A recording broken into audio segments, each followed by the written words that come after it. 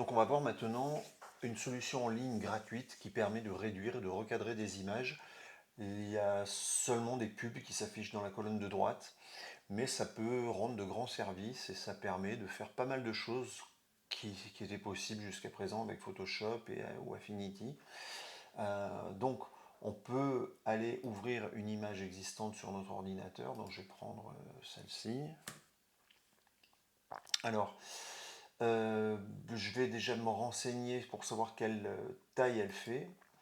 Donc là, je peux aller ici dans taille de l'image.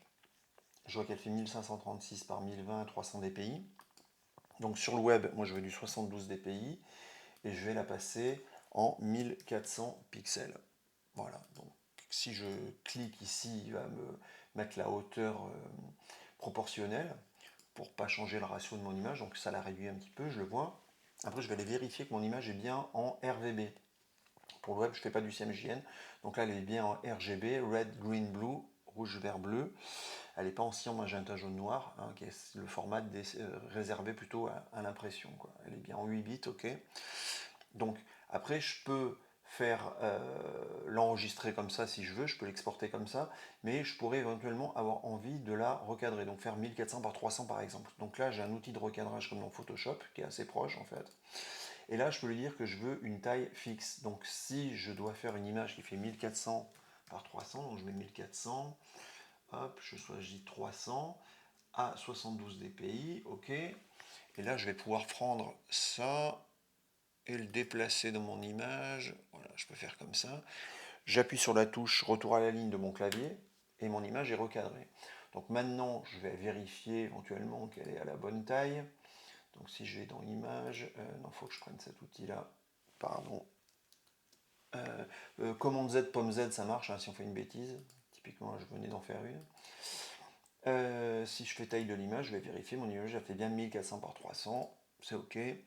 Donc je vais pouvoir aller l'exporter. Et là, j'ai plusieurs formats possibles. Donc j'ai le JPEG qui est le format historique du web qu'on utilise, donc surtout pas le PNG pour des photos comme ça parce que ça fait des images beaucoup trop lourdes, c'est long à charger, c'est mauvais pour le référencement, etc. Alors on va voir qu'on peut faire du JPEG. Alors on va aller voir ce qu'il y a. J'ai la taille de mon image et j'ai un niveau de qualité. Moi pour le JPEG, en règle générale, je me mets sur des valeurs plutôt moyennes, 45-50, voilà. Ça fait que mon image elle sera légère et pas trop détériorée, quoi. Voilà. C'est important sur le web d'avoir des images légères. Donc là après je peux faire enregistrer, voilà, ça m'a exporté mon image, je la retrouverai ici, elle fait 18 kilooctets. Je pourrais l'exporter également au format WebP. Et là, je vais plutôt mettre une qualité autour de 75, on va dire, parce que j'ai noté que le WebP détériorait plus les images sur des valeurs moyennes. Donc là, je le mets en WebP, voilà, et elle fait 14K, elle est un petit peu plus légère que le JPEG. Voilà, mais le WebP, c'est un format voilà, qui donne de bons résultats en qualité, en poids, voilà.